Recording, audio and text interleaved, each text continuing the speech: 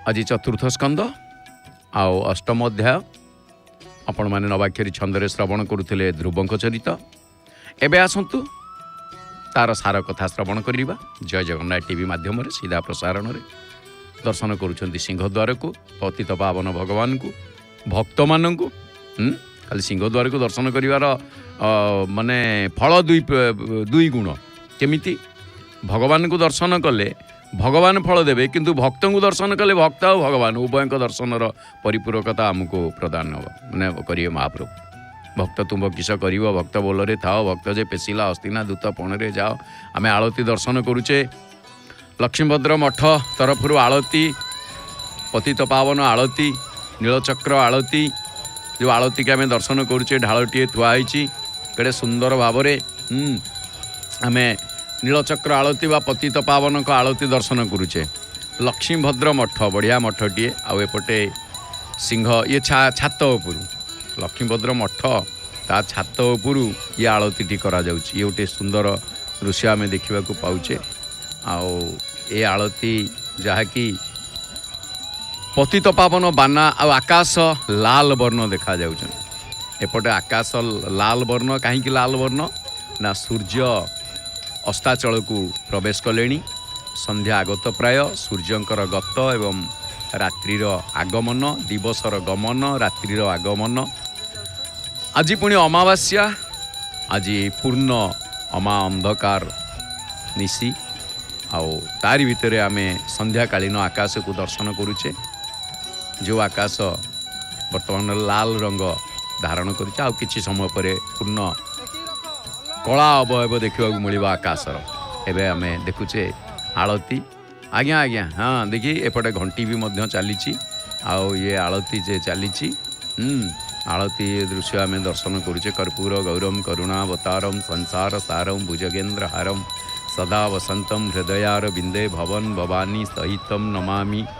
जो महाप्रभु नीलचक्र पतित पावन बाना जे कि महाप्रभु श्री जगन्नाथ दर्शन रे पतित पावन महाप्रभु पतित मान को उद्धार करने से पतित पावन बाना उड़े।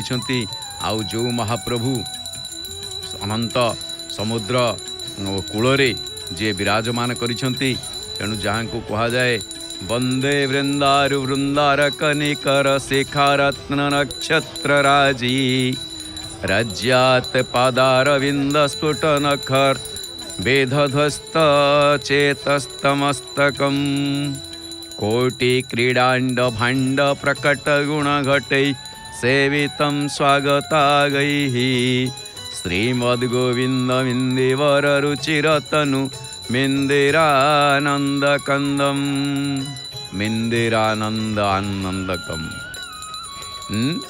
सेई महाप्रभु को प्रणाम आओ प्रणाम करुथिबा देववृंदर शिखारे थिबा नक्षत्र रूपक रत्न समूह तांकर चरण कमल जे कि तेजदीप्त होता है से चरण कमल को आम दर्शन करने महाप्रभु श्री पतित पावन को दर्शन करुचे। लक्ष्मीभद्र मठ तरफ आलती दर्शन करुथिले। तेबे चतुर्थ स्कंद अष्टम अध्याय ऋषि मैत्रेय कहले नारद एवं सनकादि ब्रह्मा कुंभरगण ऊर्ध्वरेता ही रहिबाकु पसंद करिबारु सेमानकर गृह एवं वंश नाही। आओ एबे हे विदुर तुमे ब्रह्मांक तनय अधर्मर वंश विषय शुण। अधर्मक पत्नी को नाम होची मृषा। सेमानकर वंशज माने हेले माया दंभ लोभ निवृत्ति क्रोध हिंसा कली दुरुक्ति भय आउ मृत्यु ये सब होचंती मृषार वंशधर। तेबे मनु एवं शतरूपांक वंशज माने विष्णु को कला घिनी जन्मलाभ करिथिबारु सेमाने पृथ्वी रे राजपद पाइले। आउ सेई वंशर जने राजा थिले तांको नाम होची उत्तानपाद।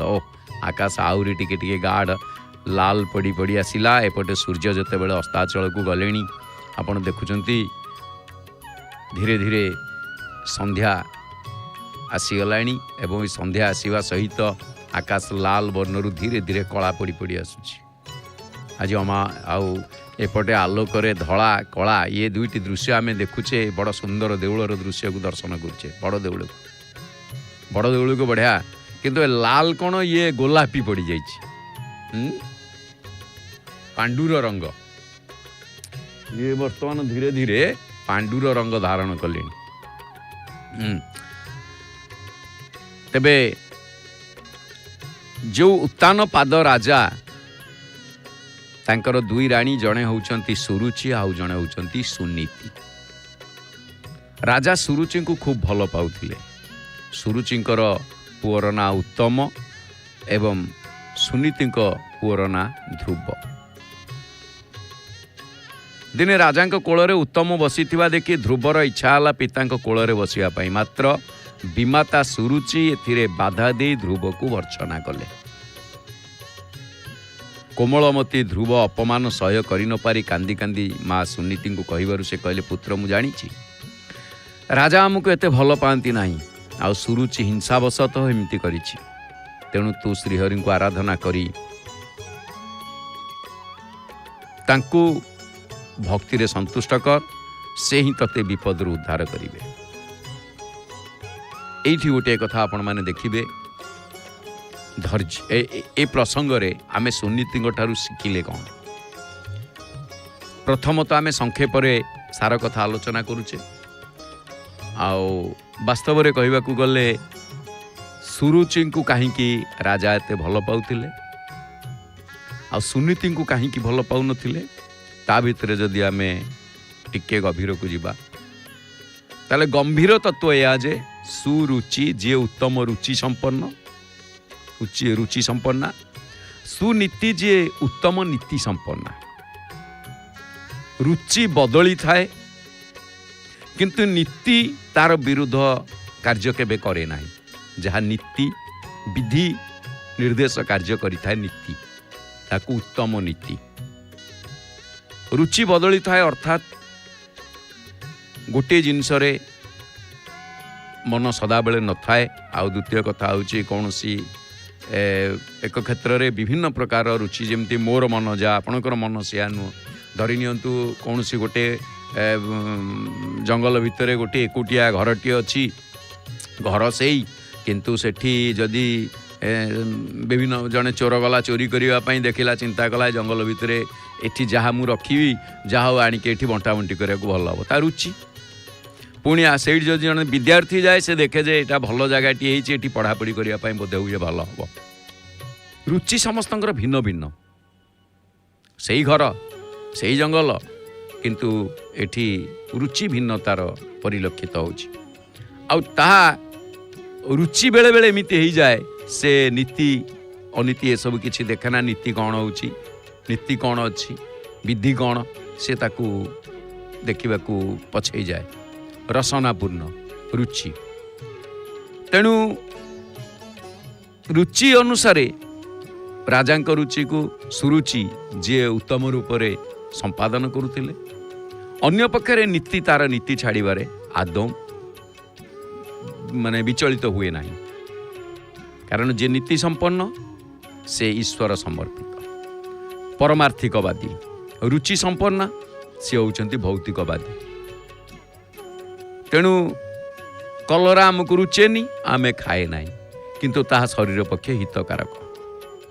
तेणु ए सब दृष्टि जेतेबेले ध्रुव जाई कांदी कांदी माँ को कहले से समय आ कौन सी कली झगड़ा करिवार प्रश्न उठिलानी कारण अधिकार सेतिकी सी भी तार से पुओ ये भी पुओ सी कोଳରେ बसी पड़े तुम कौन असुविधा है लगी था महाभारत किंतु ता न करिकी नीति संपन्ना जी परमार्थिकवादी सी कौन कले ना श्रीहरि को आराधना कर जे जगत पिता तू तांको कोଳରେ बसिबु ये भौतिक पिता यांको ये पार्थिव पिता आज अच्छा पिता कौन सबुदिन रही जो पिता सबुदिन रही तांको कोଳରେ बसिया पई तू चेष्टा कर तू से तते विपद उद्धार करिवे।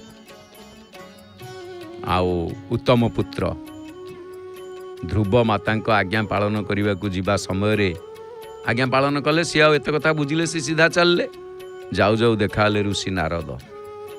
आ तो नारद जिते देखा से ध्रुव ठारू सब कथा शुणिले ଏବଂ ଦୁଃଖ ପ୍ରକାଶ କଲେ।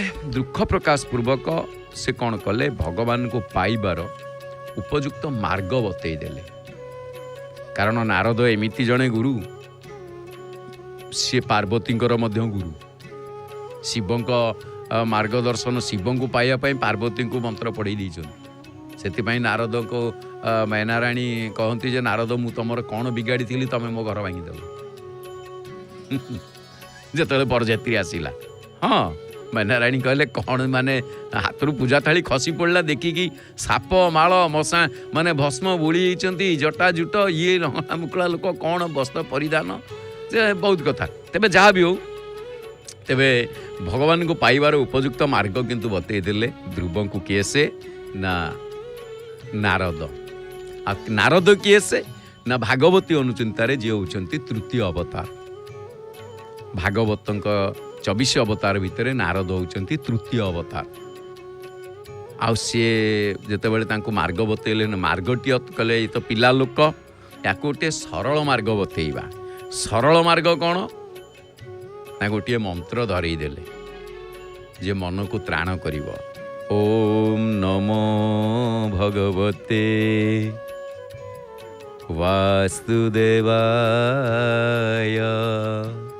ଏଇ ମନ୍ତ୍ରଟିକୁ ଶିଖେଇଦେଲେ।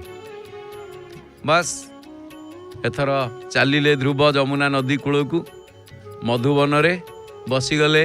ଓମ୍ ନମୋ ଭଗବତେ ବାସୁଦେବାୟ, ଓମ୍ ନମୋ ଭଗବତେ ବାସୁଦେବାୟ, ଓମ୍ ନମୋ ଭଗବତେ ବାସୁଦେବାୟ। ଗଲା ତାଙ୍କର ସେ ଆରମ୍ଭ କରିଦେଲେ ତପସ୍ୟା। ଆଉ ମନ୍ତ୍ର ତ ଧରିଛନ୍ତି, ଆଉ କ'ଣ କରି ଦେଖିଲେ ଏଇ ତ ମୋର ମାର୍ଗ। ଆଉ ମୁଁ ତ ପରମ ପିତାଙ୍କୁ ପାଇବି, ତେଣୁ ମା ତ ମୋର ଏପଟେ ପ୍ରଥମ ଗୁରୁ, ପରିବାର ରୂପକ ବିଦ୍ୟାଳୟର ପ୍ରଥମ ଶିକ୍ଷୟିତ୍ରୀ ମା ତ ଶିଖେଇଛନ୍ତି ପରମ ପିତାଙ୍କୁ, ଈଶ୍ୱରଙ୍କୁ ଆରାଧନା କର, ତାଙ୍କ କୋଳରୁ ତୋତେ କେହି ହଟେଇ ପାରିବେନି। ତେଣୁ ସେଠି ସିଏ ଯେତେବେଳେ ଗୁରୁ ପାଇଲେ, ବାଟରେ